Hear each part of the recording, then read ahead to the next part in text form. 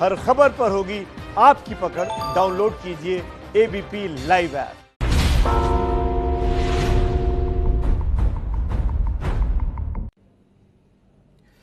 नमस्कार, घंटी बजाओ शो में मैं अनुराग मुस्कान आपका स्वागत करता हूं। देश में कोरोना के मामले अभी थम नहीं रहे हैं और इसीलिए गृह मंत्रालय ने आज लॉकडाउन अब 17 मई तक बढ़ाने का ऐलान कर दिया है। 4 मई से लॉकडाउन 3 शुरू होगा जो 17 मई तक चलेगा, जिसकी बड़ी बातें अब आपको सबसे पहले हम दिखा देते हैं। देखिए, शाम 7 बजे से सुबह 7 बजे तक आप घर से बाहर नहीं निकल सकते। शाम 7 बजे से सुबह 7 तक सिर्फ जरूरी काम के लिए आप घर से बाहर निकल पाएंगे। सभी जोन में 65 साल के ऊपर के बुजुर्ग घर में ही रहेंगे। बुजुर्ग तभी निकलेंगे जब मेडिकल या फिर कोई और जरूरी काम हो। बीमार जो हैं और गर्भवती महिलाएं जो हैं वो घर में ही रहेंगी। 10 साल से कम उम्र के बच्चों को घर में ही रहना होगा। प्राइवेट कंपनियां दफ्तर में 33% कर्मचारियों के साथ ही काम करेंगी। प्राइवेट कंपनियों में 68% कर्मचारी घर से काम करेंगे। रेड जोन में निर्माण कार्य होगा मगर मजदूर बाहर से नहीं आएंगे। रेड जोन में ई कॉमर्स को सिर्फ जरूरी सामान के लिए इजाजत है।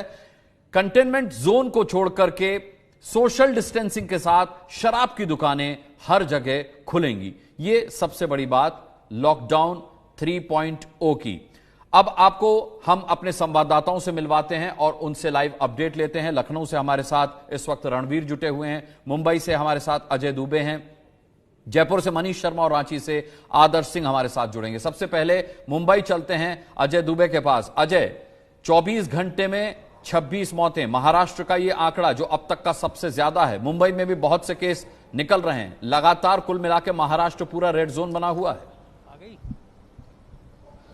भयावह आंकड़ा अनुराग, बिल्कुल। और ये जो आंकड़े हैं इस बात की तस्दीक कर रहे हैं कि क्यों जरूरत है कि रेड जोन को बंद करके रखा जाए। मुंबई में जिस रफ्तार से जो आंकड़े बढ़ रहे हैं वो बेहद डराने वाले हैं। 1000 के आसपास ये जो लगभग बताए जा रहे हैं कुल महाराष्ट्र में आंकड़े बढ़े हैं और मुंबई उसका सबसे बड़ा शेयर है। और उसके बाद भी इनमें भी जो सबसे ज्यादा मामले हैं वो छोटे छोटे जो स्लम है उनसे निकल के आ रहे हैं। तमाम जो क्वारंटीन सेंटर हैं वो भरे हुए दिखाई दे रहे हैं। आज हमने जो कहानियां की क्वारंटीन सेंटर से जुड़ी हुई, लगभग जो सारे सेंटर हैं वो भरे हुए हैं। तो इन भरे हुए सेंटर्स के बीच में जो एक चुनौती बन के आ रही है बढ़ते हुए ये आंकड़े, और इसके बाद अब लॉकडाउन को एक्सटेंड किया गया है। तो जो लोग यहाँ पे मजदूर फंसे हुए हैं, जो जाने की बात कर रहे हैं, उनको भेजने को लेकर जो ट्रांसपोर्टेशन के इंतजाम की बात होगी, कोरोना के बढ़ते मामलों के बीच में ये सब बेहद चुनौतीपूर्ण होने जा रहा है।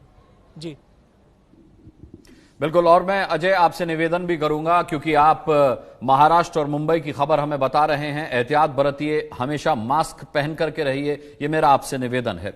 क्यों लॉकडाउन 3 जरूरी था ये आपको हम बता रहे हैं, क्यों बढ़ाना पड़ा। देखिए, पहले 4.2 दिन में कोरोना के केस दुगने हो रहे थे, अब 11 दिन में दुगने हो रहे हैं। केस लगातार बढ़ रहे हैं लेकिन धीमी रफ्तार से बढ़ रहे हैं, पहले के मुकाबले कम बढ़ रहे हैं। 14 दिन में पहले रिकवरी रेट जो था वो 13% था, जो कि अब 25% हो गया है। ये आपको हम ताजा स्थिति बता रहे हैं कि लॉकडाउन आखिर बढ़ाना क्यों पड़ा। संकेत अच्छे हैं लेकिन सरकार कोरोना को काबू में करने में मिली इस कामयाबी को खोना नहीं चाहती, यानी जो मेहनत अब तक हुई है उसे बेकार नहीं जाने देना चाहती। इसलिए बंदिशों को एक साथ एक बार में हटाने की बजाय धीरे धीरे हटा रही है सरकार। सीधे लखनऊ का रुख करेंगे। रणवीर हमारे साथ, हमारे संवाददाता वहां से जुड़े हुए हैं। रणवीर, आज सुबह ई शिखर सम्मेलन में मुख्यमंत्री योगी आदित्यनाथ आए और उन्होंने बताया कि क्या कुछ तैयारियां कोरोना को लेकर के उत्तर प्रदेश में की जा रही हैं, लेकिन बावजूद उसके कितना तैयार है उत्तर प्रदेश लॉकडाउन 3.0 के लिए?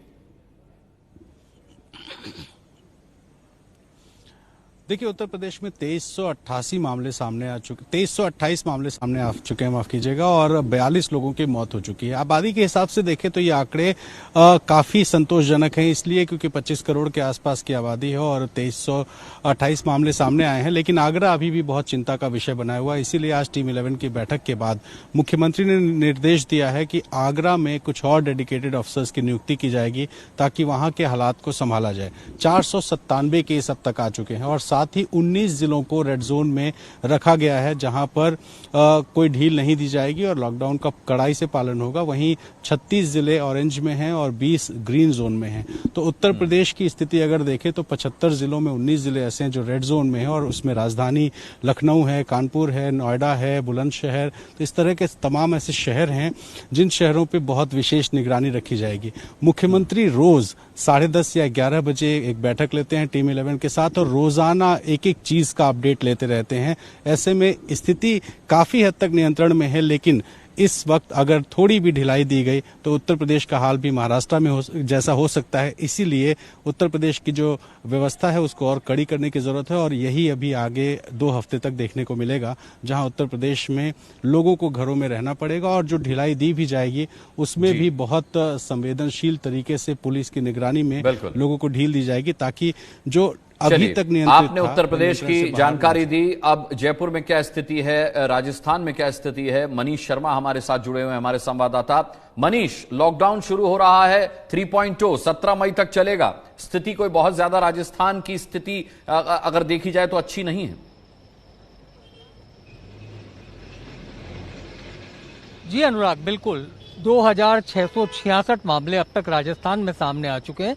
राजस्थान के 33 में से 29 जिले ऐसे हैं जो कोरोना संक्रमित हैं। केवल 4 जिले बचे हुए हैं। मौतों की बात करें तो कोरोना की वजह से सिर्फ 62 मौतें राजस्थान में हुई हैं, जो एक संतोषजनक आंकड़ा कहा जा सकता है। फिलहाल अनुराग, मैं खड़ा हूं जयपुर के रेलवे स्टेशन पर। कई दिनों बाद आज यहाँ रेलवे का जो एक सिस्टम है वो पूरी तरह से काम कर रहा है। आप देख सकते हैं रेलवे स्टेशन पर इस वक्त भारी पुलिस बल तैनात है। दरअसल श्रमिक दिवस पर आज एक ट्रेन, विशेष ट्रेन थोड़ी देर बाद यहां से रवाना होगी। आप बस में देख सकते हैं ये वो तमाम श्रमिक हैं जो बिहार के रहने वाले हैं। ये राजस्थान के अलग अलग जिलों से राजस्थान सरकार इन्हें लेकर आई है। 24 डब्बों की एक ट्रेन भीतर रेलवे स्टेशन के प्लेटफॉर्म नंबर बात है कि पूरे प्लान के साथ ये काम किया जा रहा है। इसका पूरा रोड मैप बनाया गया है और इसीलिए बहुत सुचारू तरीके से ये चल रहा है। रांची चलेंगे, रांची से हमारे साथ आदर्श जुड़ रहे हैं। आदर्श, क्या स्थिति है वहां पर? जाहिर सी बात है लॉकडाउन को इसीलिए बढ़ाना पड़ा है क्योंकि आप लोग जहां पर हैं वो रेड जोन एरिया है और रेड जोन को ऑरेंज और ग्रीन जोन में लाना है। कोशिशें कामयाब हो रही हैं धीरे धीरे और इसी वजह से लॉकडाउन बढ़ाना पड़ा। कितना तैयार है झारखंड और रांची?